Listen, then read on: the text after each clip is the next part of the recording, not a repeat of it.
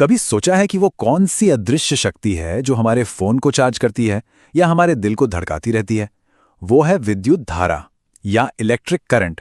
और आज हम यही समझने वाले हैं कि ये असल में काम कैसे करती है, हमारे चारों ओर की दुनिया से लेकर हमारे अपने शरीर के अंदर तक। चलिए इसे समझते हैं। तो सवाल ये है कि ये विद्युत धारा, ये इलेक्ट्रिक करंट आखिर है क्या? ये सिर्फ तारों में बहने वाली कोई चीज नहीं है। इसके पीछे का विज्ञान बहुत ही दिलचस्प है। तो चलिए इसकी तह तक चलते हैं और इसकी बुनियादी बातों को समझते हैं। ठीक है, तो चलिए शुरू करते हैं। इलेक्ट्रिक करंट को सच में समझने के लिए हमें बहुत ही छोटे पैमाने पर सोचना होगा, मतलब माइक्रोस्कोपिक लेवल पर, क्योंकि ये सब कुछ शुरू होता है आवेश यानी चार्जेस नाम के छोटे छोटे कणों के प्रवाह से। सोचिए जैसे कोई बहुत बिजी हाईवे है और आप एक टोल बूथ पे खड़े हैं। गाड़ियां दोनों तरफ आ जा रही हैं। इलेक्ट्रिक करंट भी कुछ ऐसा ही है, लेकिन गाड़ियों की जगह हमारे पास हैं चार्ज वाले कण जो एक काल्पनिक लाइन के आर पार जा रहे हैं। अब यहाँ एक मजेदार बात है। चार्ज दो तरह के होते हैं। एक होते हैं पॉजिटिव चार्ज जो एक दिशा में चलते हैं, और दूसरे होते हैं नेगेटिव चार्ज जो उसी दिशा में चल सकते हैं, और ये दोनों मिलकर ही पूरा का पूरा प्रवाह बनाते हैं। तो फिर कुल प्रवाह का हिसाब कैसे लगाया जाए? देखिए, हम आगे बढ़ने वाले पॉजिटिव चार्जेस को लेते हैं और उसमें से आगे बढ़ने वाले नेगेटिव चार्जेस की मात्रा को घटा देते हैं। ऐसा इसलिए क्योंकि नेगेटिव चार्ज का आगे बढ़ना असल में करंट पर उल्टा असर डालता है। इससे हमें एक सिंगल नंबर मिलता है जो उस सतह पर चार्ज के कुल यानी नेट फ्लो को दिखाता है। अच्छा, तो अब जब ये समझ आ गया है कि चार्ज बहता है, तो अगला सवाल ये है कि इसे नापे कैसे। और इसे सीखने का सबसे अच्छा तरीका है कि हम सबसे आसान केस से शुरू करें, एक स्थिर लगातार बहने वाली धारा। इसे मापना ना काफी सीधा साधा है, बिल्कुल वैसे ही जैसे हाईवे पर गाड़ियों की रफ्तार का पता लगाते हैं। पहले ये गिनते हैं कि एक तय समय में कितनी गाड़ियां, या हमारे मामले में कितना कुल चार्ज टोल बूथ से गुजरा। फिर वो समय नापते हैं और आखिर में कुल चार्ज को समय से भाग देते हैं। और बस वही आसान सी गिनती हमें इलेक्ट्रिक करंट के सबसे बेसिक फॉर्मूले तक ले आती है। I = Q/T। ये एक स्थिर प्रवाह को बताता है और हमें ये समझाता है कि चार्ज कितनी तेजी से बह रहा है। लेकिन क्या होगा जब ये प्रवाह एक जैसा ना हो? असल दुनिया में तो करंट अक्सर बदलता रहता है, कभी तेज कभी धीमा। तो हम उस एक पल के प्रवाह को कैसे पकड़ेंगे? चलिए देखते हैं। और यहीं पर एक असली चुनौती सामने आती है। सोचिए, एक कार है जो कभी स्पीड बढ़ा रही है, कभी घटा रही है। अगर हमें ठीक एक पल में उसकी रफ्तार जाननी हो तो हम उसकी औसत गति का इस्तेमाल नहीं कर सकते, है ना? करंट के साथ भी बिल्कुल यही बात है। हमें एक तात्कालिक माप की जरूरत है, एवरेज की नहीं। और इसका जवाब हमें मिलता है कैलकुलस में। हम एक अविश्वसनीय रूप से छोटे समय के टुकड़े को देखते हैं, इतना छोटा कि वो लगभग शून्य हो। ये हमें उस एक पल में प्रवाह का एकदम सटीक स्नैपशॉट देता है, जिससे हमें उस खास क्षण की धारा का पता चलता है। चलिए अब इन फॉर्मूलों से बाहर निकलकर असल दुनिया में देखते हैं कि ये करंट कितना बड़ा या छोटा हो सकता है। और यकीन मानिए, इसका पैमाना हैरान कर देने वाला है। इलेक्ट्रिक करंट को मापने की यूनिट होती है एम्पियर, जिसे ए से दिखाते हैं। हमारे घरों के ज्यादातर उपकरण जैसे टोस्टर या माइक्रोवेव लगभग 1 एम्पियर पर चलते हैं। ये याद रखने के लिए एक अच्छा पैमाना है। और ये स्लाइड तो मतलब पूरी कहानी ही बदल देती है। पैमाना देखिए कितना जबरदस्त है। एक तरफ है आसमान से कड़कती हुई बिजली जिसमें हजारों एम्पियर्स का करंट होता है, दूसरी तरफ हमारे अपने शरीर के अंदर काम करने वाले अविश्वसनीय रूप से नाजुक करंट्स हैं, और बीच में कहीं आते हैं हमारे रोजमर्रा के उपकरण। और जब हम इंसान के शरीर को देखते हैं तो ये करंट अविश्वसनीय रूप से छोटे होते हैं। हमारी नसों में जो सिग्नल दौड़ते हैं उन्हें माइक्रो एम्पियर में मापा जाता है, यानी 1 एम्पियर का 10 लाखवां हिस्सा। यही छोटे छोटे करंट हैं जिनकी वजह से हम सोच पाते हैं, महसूस कर पाते हैं और हिलडुल पाते हैं। और यही बात हमें एक बहुत गहरे सवाल पर लाकर छोड़ देती है। अगर हमारे शरीर के हर संकेत, हर हरकत और हर एहसास के पीछे यही छोटी छोटी विद्युत धाराएं हैं, तो फिर हमारे विचार और हमारी चेतना क्या है? क्या वो भी इसी का कोई बहुत जटिल रूप है? इस पर सोचिएगा जरूर कि वो कौन सी ताकत है जो हमारी पूरी दुनिया को पावर देती है। जी हाँ, वो है बिजली। आज हम एक अकेले इलेक्ट्रॉन के सफर पर निकलने वाले हैं, ये समझने के लिए कि इलेक्ट्रिक करंट असल में होता क्या है। तो सबसे बड़ा सवाल, इलेक्ट्रिक करंट आखिर है क्या? चलिए इसी सवाल से शुरू करते हैं, क्योंकि आगे हम जो कुछ भी समझेंगे उसकी जड़ यही है। और इसका जवाब जानने के लिए हमें बिल्कुल माइक्रोस्कोपिक लेवल पर उतरना होगा। हमारी कहानी की शुरुआत होती है कुछ खास मटेरियल्स के अंदर से। यहीं पर यह राज छुपा है कि भाई कुछ चीजें तो बिजली की अच्छी सुचालक होती हैं और कुछ नहीं। और ये सब कुछ इस बात पर निर्भर करता है कि उनके अंदर इलेक्ट्रॉन्स कैसे अरेंज्ड हैं। तो कंडक्टर्स और इंसुलेटर्स में मेन डिफरेंस क्या है? देखिए, जो मेटल्स होते हैं यानी कंडक्टर्स, उनके कुछ इलेक्ट्रॉन अपने एटम से कसकर बंधे नहीं होते। वो एक तरह से इलेक्ट्रॉनों का समंदर बना लेते हैं जो पूरे मटेरियल में घूमने के लिए बिल्कुल आज़ाद हैं। और उनकी यही आज़ादी, यही फ्रीडम सबसे ज़रूरी चीज़ है। ज़रा इस नंबर को देखिए, ये कितना बड़ा है सोचिए। इससे हमें अंदाज़ा लगता है कि हम कितने छोटे लेवल की बात कर रहे हैं।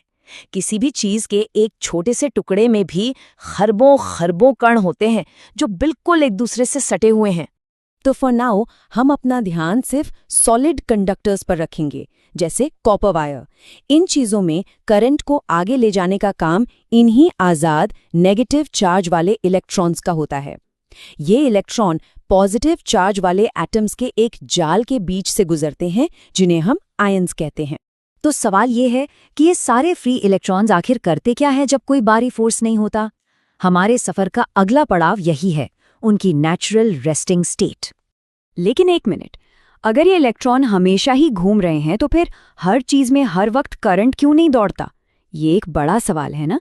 इसका जवाब इनकी मूवमेंट के तरीके में छिपा है। होता क्या है कि जब कोई बाहरी धक्का नहीं होता तो ये इलेक्ट्रॉन एक बहुत ही भीड़ भाड़ वाली जगह में लोगों की तरह बर्ताव करते हैं।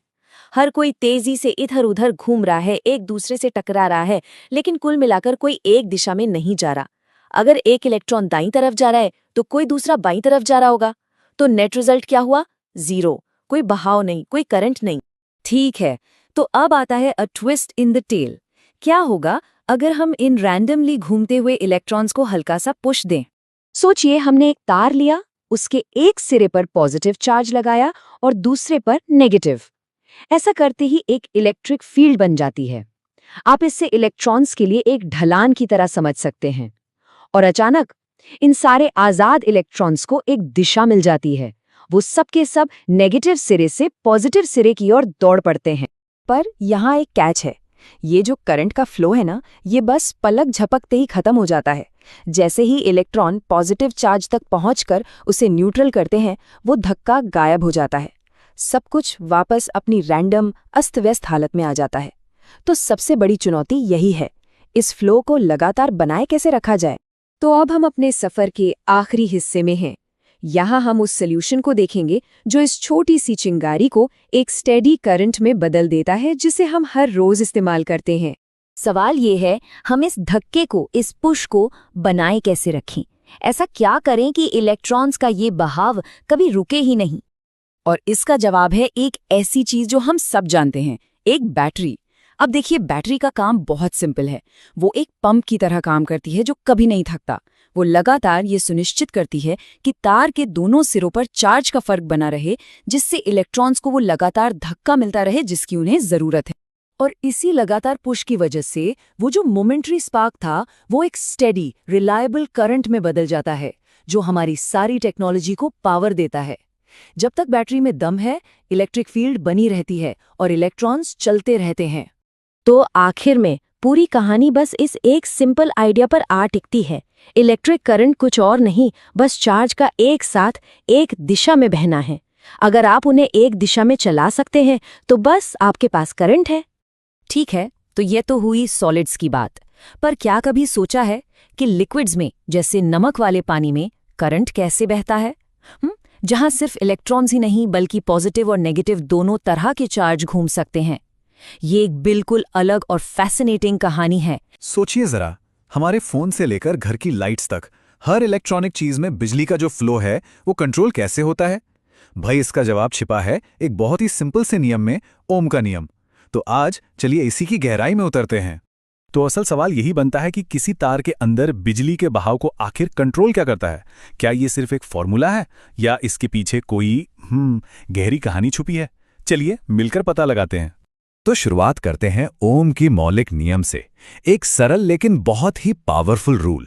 कहानी शुरू होती है 1828 में, जब जीएस ओम ने बिजली के बहाव के एक कह सकते हैं बुनियादी लेकिन बहुत जरूरी रिश्ते को दुनिया के सामने रखा। अब ये नियम है क्या? देखिए, ओम का नियम असल में बहुत सीधा साधा है। ये बस इतना कहता है कि किसी भी तार में बिजली का जो दबाव है, जिसे हम वोल्टेज यानी V कहते हैं, वो उसमें बह रही बिजली की धारा यानी करंट, जिसे हम I कहते हैं, उसके सीधे सीधे प्रोपोर्शनल होता है।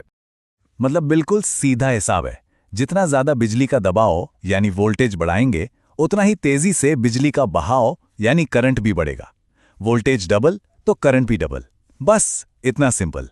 अच्छा, अब इस सीधे साधे रिश्ते को एक इक्वेशन बनाने के लिए एक नए प्लेयर की एंट्री होती है, और वो है R यानी रेजिस्टेंस, या हिंदी में कहें तो प्रतिरोध। ये क्या है? ये वो रुकावट है जो करंट के रास्ते में आती है, और बस इसी से बन जाता है हमारा वो फेमस फॉर्मूला V = RI। लेकिन कहानी यहां खत्म नहीं होती।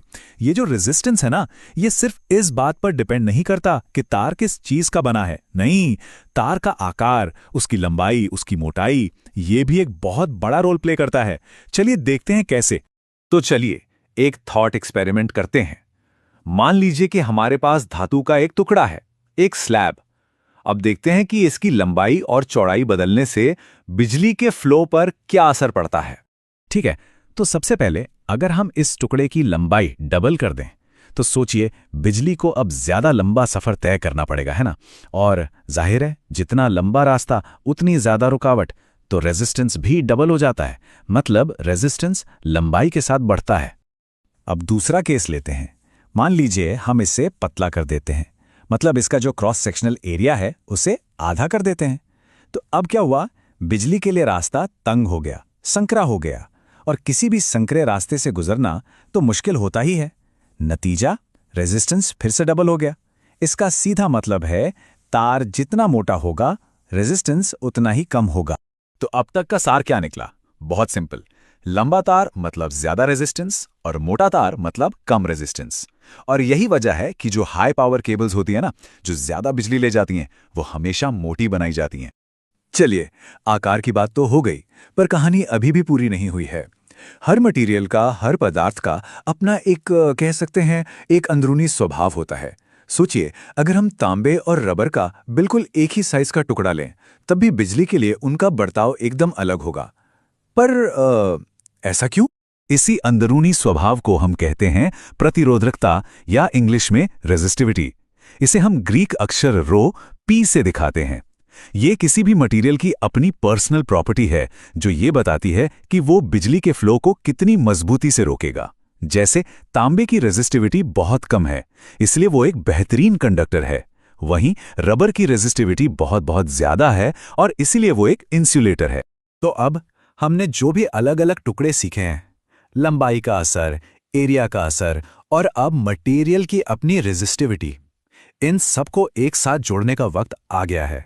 देखिए, ये बहुत ही लॉजिकल है। पहला स्टेप, रेजिस्टेंस लंबाई के साथ बढ़ता है। दूसरा स्टेप, रेजिस्टेंस एरिया यानी A के साथ घटता है।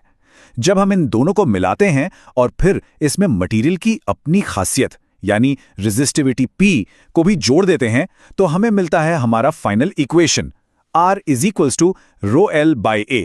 बस ये एक समीकरण रेजिस्टेंस की पूरी कहानी बयां कर देता है। ठीक है, तो अभी तक हम एक पूरे तार या कंडक्टर की बात कर रहे थे, लेकिन अब चलिए थोड़ा और डीप डाइव करते हैं।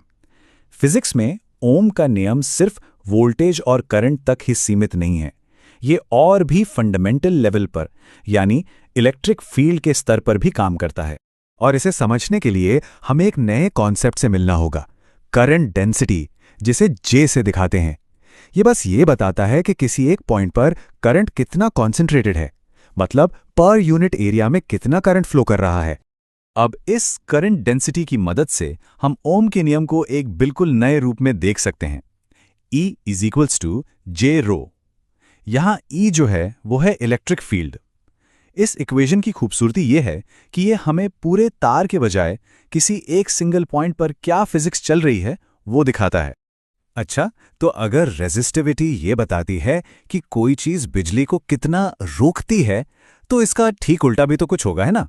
और वो है चालकता, या कंडक्टिविटी, जिसे हम सिग्मा या सिग्मा से दिखाते हैं, ये हमें बताती है कि कोई मटेरियल बिजली को कितनी आसानी से बहने देता है।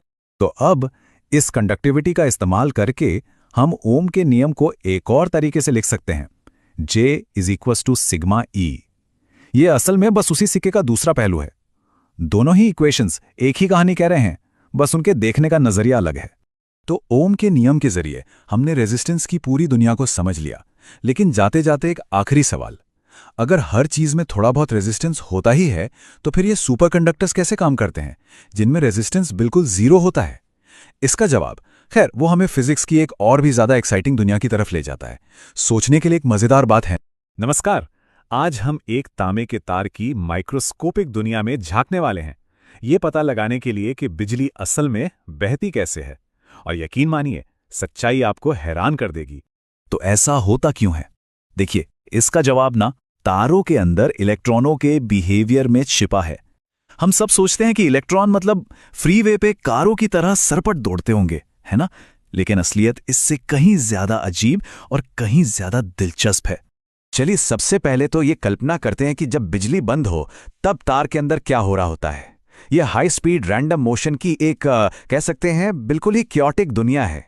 इलेक्ट्रॉन बिल्कुल यही कर रहे होते हैं। वो लगातार मेटल के एटम से टकरा रहे हैं, अपनी दिशा बदल रहे हैं, पर अपनी स्पीड कम नहीं होने देते। अच्छा, अब सोचिए, अगर हम इस पूरी क्योटिक मूवमेंट का एक एवरेज निकालें, मतलब हर इलेक्ट्रॉन जो लेफ्ट, राइट, ऊपर, नीचे जा रहा है, तो हमें क्या मिलेगा? जी हां, बिल्कुल सही, 0। हर एक इलेक्ट्रॉन जो एक दिशा में जा रहा है, उसके लिए कोई दूसरा इलेक्ट्रॉन ठीक उल्टी दिशा में जा रहा होता है। तो इसका नेट रिजल्ट ये है कि कोई चार्ज असल में कहीं जा ही नहीं रहा। ये एक तरह की ऑर्गेनाइज्ड केओस है। तो मतलब इस ऑर्गेनाइज्ड केओस में कोई करंट नहीं है, लेकिन जैसे ही स्विच ऑन होता है, एक नई ताकत मैदान में आती है, इलेक्ट्रिक फील्ड, और बस यहीं से सब कुछ बदल जाता है। ये फोर्स क्या करता है? ये हर एक इलेक्ट्रॉन को उसकी रैंडम उछलकूद के साथ साथ एक ही दिशा में एक्सेलरेट भी करता है, मतलब एक धक्का देता है। ये इक्वेशन बस हमें ये बताता है कि इलेक्ट्रॉन कितनी तेजी से स्पीड पकड़ता है। सीधी सी बात है, इलेक्ट्रिक फील्ड E जितना स्ट्रांग होगा, एक्सेलरेशन उतना ही ज्यादा होगा। और क्योंकि इलेक्ट्रॉन का मास m बहुत ही कम होता है, तो ये छोटा सा फोर्स भी उसे जबरदस्त तेजी दे सकता है। तो अगर इलेक्ट्रॉन लगातार एक्सेलरेट हो रहे हैं तो उन्हें तो और तेज होते जाना चाहिए, है ना? लेकिन यहीं पर एक बहुत ही सरप्राइजिंग चीज होती है। देखिए, होता क्या है, इलेक्ट्रिक फील्ड उन्हें तेज करने की कोशिश तो करता है, लेकिन एटम्स के साथ जो लगातार टक्करें हो रही हैं, वो उनकी आगे की प्रोग्रेस को बार बार रीसेट करती रहती हैं, और इसी वजह से एक एवरेज इफेक्ट पैदा होता है। और ये नतीजा वाकई में हैरान करने वाला है। मतलब एक्सेलरेशन होने के बावजूद इलेक्ट्रॉन एक एवरेज वेलोसिटी से चलते हैं जो टाइम के साथ बदलती नहीं है। इसी कांस्टेंट एवरेज वेलोसिटी को हम कहते हैं ड्रिफ्ट वेलोसिटी। इस फॉर्मूले में ये जो नया सिंबल है टाउ, इसे कहते हैं रिलैक्सेशन टाइम। ये कुछ नहीं, बस वो एवरेज टाइम है जो एक इलेक्ट्रॉन दो टक्करों के बीच बिताता है। अब जाहिर है, ये टाइम जितना लंबा होगा, इलेक्ट्रिक फील्ड उसे उतनी ही ज्यादा स्पीड दे पाएगा और ड्रिफ्ट वेलोसिटी उतनी ही ज्यादा होगी। और अब देखिए सबसे शॉकिंग बात, इलेक्ट्रॉनों की जो अपनी रैंडम स्पीड है वो तूफान की तरह तेज होती है, जबकि उनकी जो आगे की तरफ ड्रिफ्ट है वो एक कछुए की तरह धीमी है। मेरा मतलब है लाखों गुना धीमी। तो सवाल फिर वही है, अगर ये ड्रिफ्ट इतनी ज्यादा धीमी है तो फिर स्विच दबाते ही लाइट तुरंत कैसे जल जाती है? इसका जवाब है इलेक्ट्रॉनों की संख्या में। क्योंकि एक तार में खरबों खरबों इलेक्ट्रॉन होते हैं, तो उनकी ये छोटी सी कलेक्टिव ड्रिफ्ट मिलकर चार्ज का एक बहुत बड़ा मेजरेबल फ्लो बना देती है, और इसी को हम कहते हैं इलेक्ट्रिक करंट। तो फिर हम करंट को मापते कैसे हैं? ये फॉर्मूला सब कुछ एक साथ ले आता है। ये बस कुछ चीजों पर डिपेंड करता है, कितने इलेक्ट्रॉन n है, तार का एरिया A कितना है, और वो कितनी धीमी स्पीड Vd से आगे बढ़ रहे हैं। बस इन सबको मल्टीप्लाई कर दीजिए और हमें मिल जाता है टोटल करंट I। चलिए, अब आते हैं ग्रैंड फिनाले पर। अगर हम इन सभी आइडियाज को एक साथ मिला दें तो हम इलेक्ट्रॉनिक्स के सबसे फंडामेंटल लॉज में से एक को असल में डिराइव कर सकते हैं। जब हम अपने पिछले इक्वेशंस को मिलाते हैं तो हमें एक सीधा कनेक्शन मिलता है। मान लीजिए कि करंट एक तार में कितना कॉन्सेंट्रेटेड है, इसे हम करंट डेंसिटी कहते हैं। तो हम ये पाते हैं कि ये करंट डेंसिटी उसे धकेलने वाले इलेक्ट्रिक फील्ड की स्ट्रेंथ के डायरेक्टली प्रोपोर्शनल है। और इन दोनों को जोड़ने वाला जो कांस्टेंट है उसे कंडक्टिविटी कहते हैं। ये समझिए कि ये किसी मटेरियल का रिपोर्ट कार्ड है जो बताता है कि वो बिजली का कितना अच्छा कंडक्टर है। और ये रिपोर्ट कार्ड बस दो चीजों पर डिपेंड करता है, उसमें कितने फ्री इलेक्ट्रॉन हैं और वो बिना टकराए औसतन कितनी दूर तक जा सकते हैं। और ये रहा ड्रिफ्ट करते और टकराते हुए इलेक्ट्रॉनों का हमारा वो सिंपल सा पिनबॉल मॉडल मशहूर ओम्स लॉ को एकदम परफेक्टली रिक्रिएट कर देता है। तो देखा आपने, हम एक तार के अंदर के पूरे केओस से शुरू हुए और फिजिक्स के सबसे एलिगेंट और यूजफुल लॉज में से एक तक पहुंच गए। हाँ, ये सिंपल सा मॉडल बहुत खूबसूरती से काम करता है, पर ये कुछ चीज़ों को कांस्टेंट मानकर चलता है जो वो हमेशा होती नहीं है। इस लॉ की भी अपनी लिमिटेशंस हैं और वो एक पूरी अलग कहानी है जो हमें फिजिक्स की दुनिया में और भी गहराई तक ले जाती है।